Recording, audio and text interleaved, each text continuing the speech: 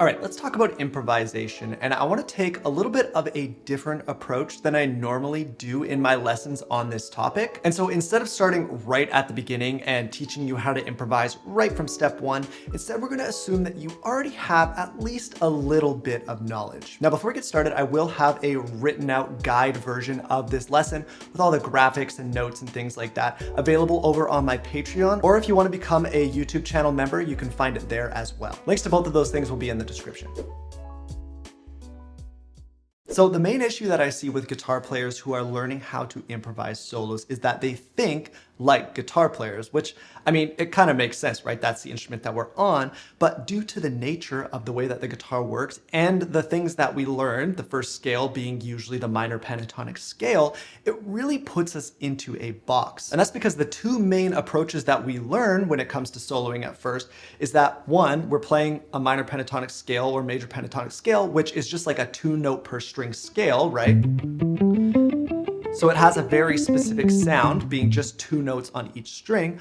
Or we learn the chord tone method, which is to essentially over every single chord that is played, we hit the chord tones. And the combination of these two methods definitely works, but it takes a really long time before it starts to sound very fluid. It really is going to sound kind of beginnerish. So what you want to start doing instead is thinking like a vocalist. You can imagine as a singer, somebody who is coming up with a melody or singing something over a certain chord progression, it's never going to sound like that pentatonic-y kind of sound, right? It's always going to flow a lot nicer, and there's going to be a lot more kind of interesting going on melodically. And this is due to something very, very simple, and that is essentially when you are playing in a key, so when we're playing over a certain set of chords, instead of focusing on the chord tones or the corresponding minor pentatonic or major pentatonic scale, instead you need to think about using the entire major scale and using and incorporating all of those diatonic notes over every single chord that you're playing. And I think vocalists don't even really think about it. They just kind of know they have access to all of these notes that sound good over these chords. Yes, they are sometimes hitting chord tones, and sometimes those notes they're singing are straight from a pentatonic scale, but they're not thinking that way. Kind of more naturally, they are incorporating all of the different notes. So the first thing that we kind of need to know to start doing this is just what tools we kind of have at our disposal. And depending on where you're at with your guitar playing, you might know a bunch of scales connected. You might know all the pentatonic scale shapes that connect all the way up the fretboard. You might only know one. You might barely know one. So what I'm going to show you is we're going to use the basic minor pentatonic scale shape as our home base. I have a whole lesson about building a home base. You don't need to watch that. You can do it later. But basically what we're going to do is our home base is going to be this scale right here.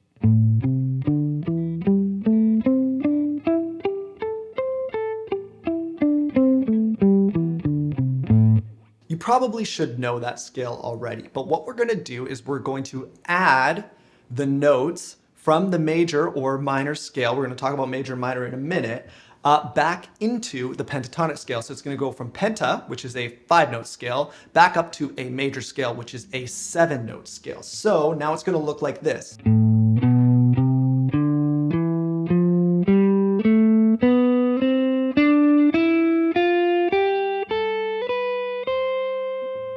And what your ear may have picked up on is that little major scale that lives inside of this scale shape. Right? Do, re, mi, fa, sol, la, ti, do. And it actually exists in another spot as well inside the shape. If we were to start it on this note right here.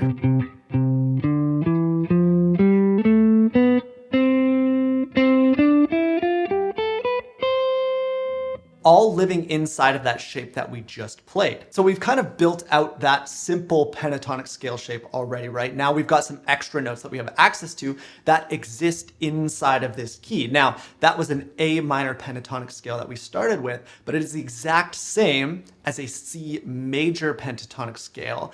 And basically, A minor and C major, they're relative major and minor keys or scales. And basically these relative major and minor keys allow us to be able to use the exact same notes over both types of keys. And that's why the whole major minor thing, you don't really need to think about it too much. You can relate everything back to the relative major scale. And basically, just to kind of illustrate why this works, if I were to play a chord progression in the key of A minor,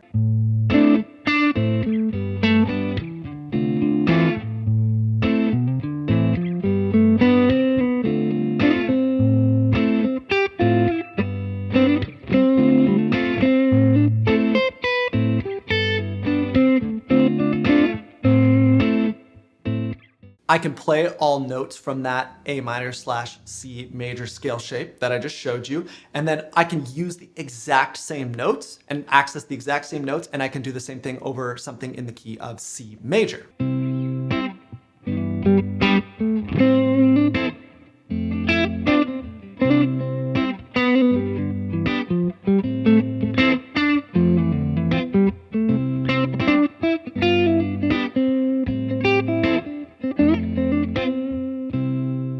Okay, so we have our shape and we know that it is ambiguous and can work in both the minor key and the major key. But what about the position itself, right? We have to know where on the fretboard that shape should be played depending on the chord progression we're playing over and the key of that chord progression. Now, the vast majority of songs are going to kind of change up the chord progression as they move through the song, right? Verse, chorus, bridge, they're kind of all going to have different progressions, but typically they're all going to be from the same key, which means that this shape that you're learning right now, this ambiguous major minor shape, is going to work once it's in the right position over literally any song. All you have to make sure you do is that you shift the shape up or down to fit the key of a song. Now, if you know the key of a song, if someone says, oh, this song is in the key of E major or something like that, all you have to do is find an E note on your low E string or high E string, but let's do the low E string. So I'm gonna go all the way up to the 12th fret because I know that that is an E note, and I'm gonna put my pinky there. For a major key, you're gonna put your pinky, right?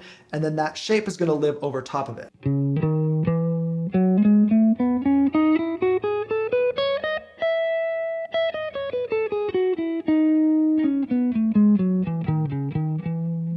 That's an E note right there. So if I played this scale shape and notes from inside this scale shape, I would be in the key of E major. And that would be the same anywhere else on the fretboard. If it was B major, I would just put my pinky on a B note, which I know is on the 7th fret, and the same thing, I could play the shape up, I'd be in the key of B major. If someone were to give you the minor key, so if they were to say, oh, it's in B minor, well, all you're gonna do is you're gonna put your first finger on that note. So going up the low E string, boom, I'm gonna put it on the B note, and rather than my pinky for B major, it's gonna be my first finger, my pointer finger for the B minor, and I'm gonna do the same shape from there.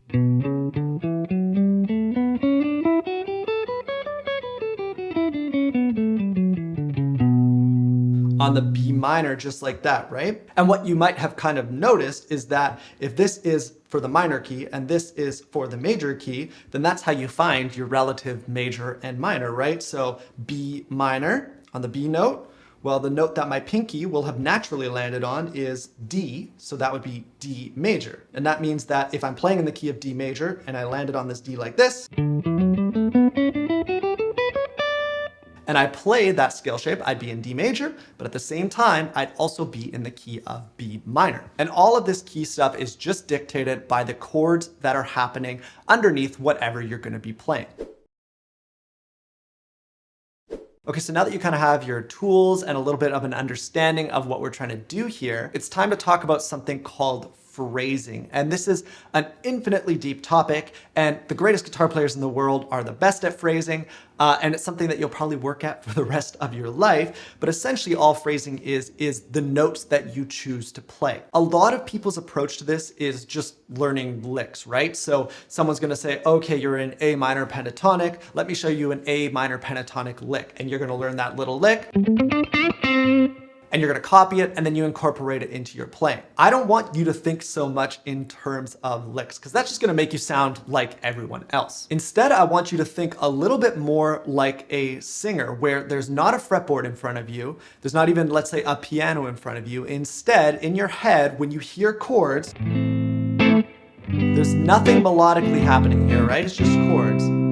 But your brain should be able to kind of start humming melodies that make sense over top of these chords. And that is essentially the connection that you want your brain to make with your fingers, because those melodies, they all do exist on the fretboard. Now, it's a bit more of an advanced concept to be able to hum something and then reproduce it on the fretboard. If you want to try that out and do that, you can totally do that, and it does work. But instead, what I want you to do is to use the notes that you're given, and over a chord progression, use a looper, use a jam track. It really doesn't matter as long as the music is not like crazy complicated. Make sure it's pretty simple. Get in the position of the key of that track or the chords that are being played, and just try and play some simple little melodies that you make up on the fly. And they can be rooted in a more pentatonic feel, that is fine. But what you want to stray away from is things like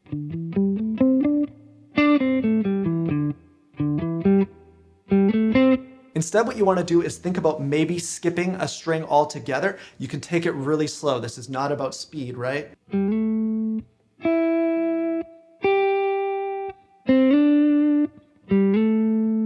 Even adding maybe some slides. I think those sound very voice-like. And the idea is to kind of start creating something that is a little bit more melodic. So I'm just going to put a chord progression on. I'm going to loop a chord progression, and I'm just going to kind of talk through what I'm thinking as I'm playing. So what I'm doing here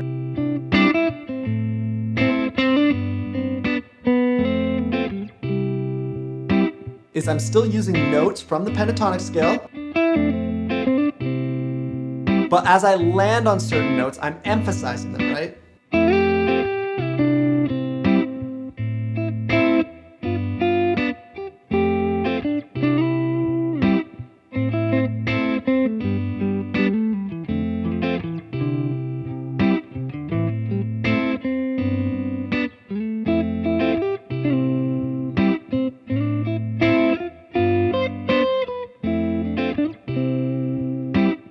Now, obviously what I'm doing there is a little bit of a simplification, but the idea is that you're gonna sit here for a good amount of time, letting these chord progressions play underneath, and you're just gonna play around with these notes that you know you're allowed to play. What you're gonna find is instead of playing these copied and pasted licks that you might have learned somewhere, you're gonna start creating what are essentially your own licks. And as you're doing this, you're gonna be able to notice with your ears what sounds good, what sounds bad. And that is totally subjective too. There are no good, bad, right, and wrong licks to play. Now, what you might find a little bit limiting is the amount of space that you have to work with. I find personally that when I am trying to be more melodic, it works a lot better to think horizontally rather than very vertically. That's the problem with the pentatonic scale in the first place. But it can be really hard to play a scale like this major scale that we're playing, this shape, also horizontally, and then be able to still navigate and remember where you are. So what I like to do is just jump out a little bit one way and a little bit the other way, rather than attaching like the whole shape on either side, because there are connected major and minor shapes there. Instead, what we're gonna do is if we take this shape, our home base kind of area, right? That's our foundation. We're gonna play back here those four notes.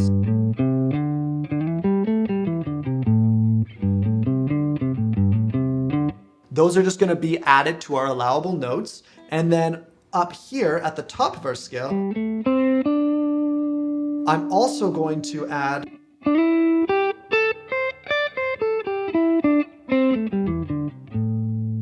those notes up there. So we're essentially adding that one there so we can slide up to it,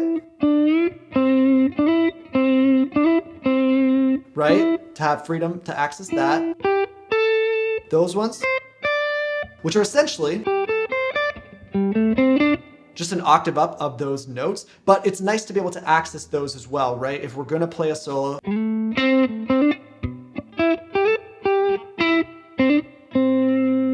if this is feeling like too much for you, if there's just too much going on right now, you can always simplify it back down. You only have to use what you're comfortable with. A lot of this stuff still all applies, and it's all stuff you can work on, and you can slowly incorporate and add some more positions that you can play with. Now, I just want to quickly talk about other keys and other chord progressions and how you can deal with them.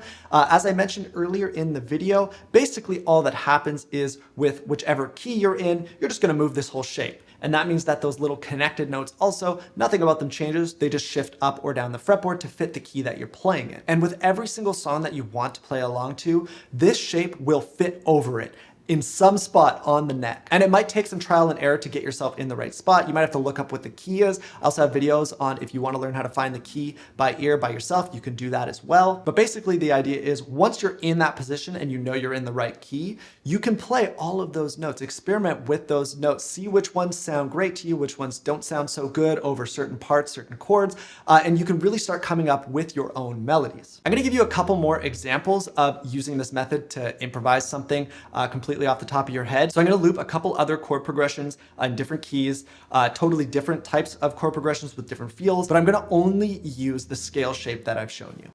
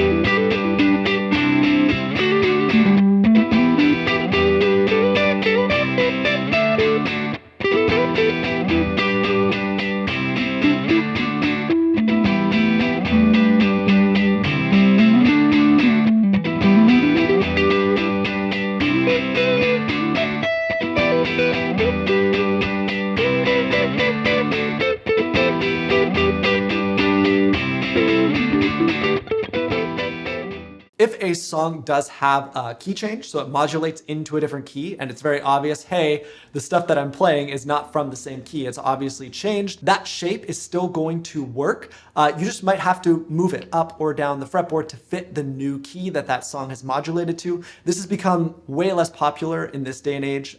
Key changes aren't really as much a thing, especially in pop music. They used to be really, really popular and you'd hear them all the time. So if you do run into those, you might have to shift that shape around. But again, in that new key, the shape will still work. It'll just be in a new position. All right, so that's gonna do it for this video. If you guys have any questions about anything we talked about, please make sure you leave those in the comments below. I'm usually pretty good about going down there and answering those as best I can.